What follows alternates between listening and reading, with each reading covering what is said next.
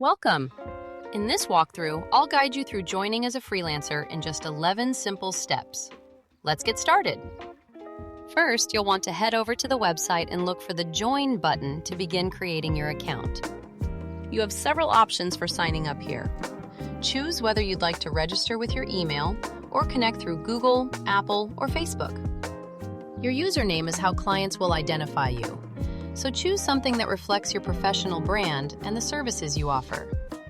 Once you're happy with your username, go ahead and submit your information by clicking the Account Creation button. Check your inbox for a verification code and enter it here to confirm your email address. This is an important step. Make sure to select Selling Freelance Services so the platform knows you're joining as a seller, not a buyer. Perfect. Let's continue to the next part of the setup. Here you'll tell the platform what kind of freelancer you are by selecting the category that best matches your expertise. Great choice. Let's move forward. Almost there. Share your level of freelancing experience and then complete the setup process. Congratulations! Your freelancer account is now active, and you can begin building your profile and creating your first service offerings. And that's all there is to it.